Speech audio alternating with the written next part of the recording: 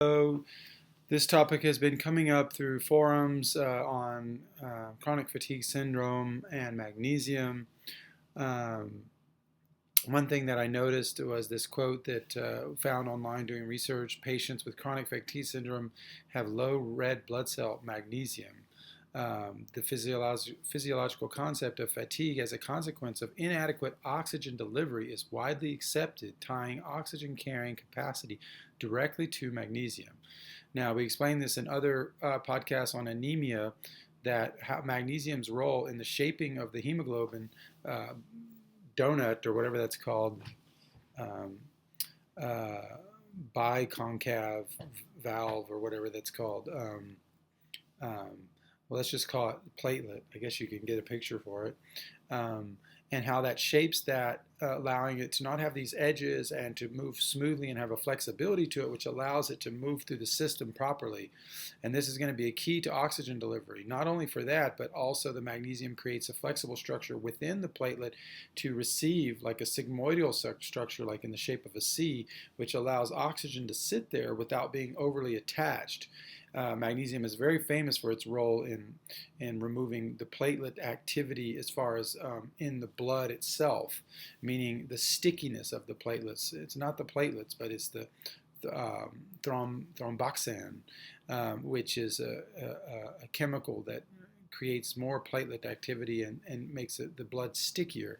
And so magnesium works against this to get the bonds to be right and light so that the oxygen can be uploaded and downloaded, or uploaded and um, offloaded, I guess you could say, into the cells that need the oxygen delivered into the cells.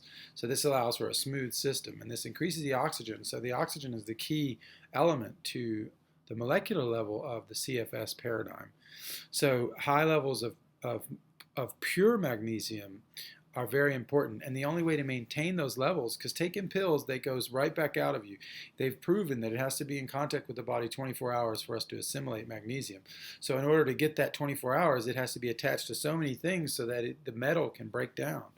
And so that metal is broken down much better through the skin. The skin has an an acid layer, and then leads into a lipid layer with esters and other sugars and things below that.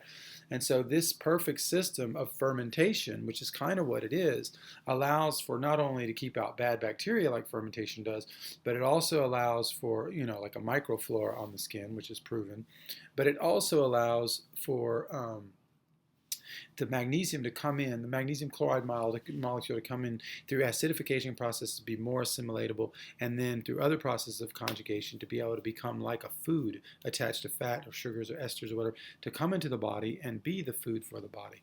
So your body can create citrate and threonate and glycinate and all that stuff that we see on TV, or with these patented molecules and stuff. Like, it creates all of that in the body through the chloride molecule. Even when you eat, the hydrochloric acid turns your magnesium into magnesium chloride once again. So we're back to the C, we're back to the magnesia, which is in Greece, where this whole bath culture originated. We're bringing back that old tradition through a modern format. So what we're doing is we're bringing it into a bottle. It's $3 a week. We use it directly for CFS, for example, or other conditions. Fibromyalgia and Lyme disease, etc. We can use that directly, do it every day, 10 to 20 sprays, do it all over the skin. The skin you can load up much more than the internal, because it's a ubiquitous organ. You can dose up with it. People forget that. Sports people don't, because they know about this, but everyday people are still learning about it. So dose up. Get as much as you can. You can abuse it to a certain degree because of the way the system works and the way the skin works. It can't harm you the way it could if we were taking the pills, So this is a better way to do it, and more in line with history as well, strangely. But getting this, get the right stuff. Don't get the fake stuff. Get blue glass bottles with the Zechstein Inside logo.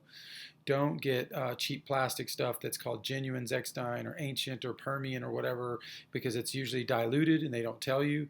So it's not getting the strongest dilution, which is natural dilution, maximum dilution, I guess you could say.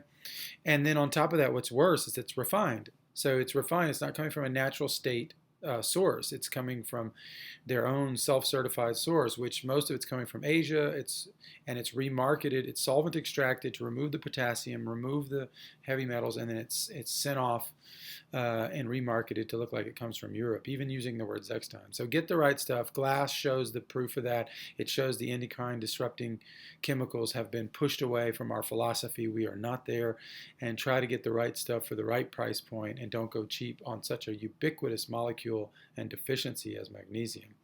So go for the pure stuff, help detoxify those heavy metals, those endocrine disruptors, and all that through the skin, through the chelation power of unrefined magnesium. Come check us out at theheartoftradition.com.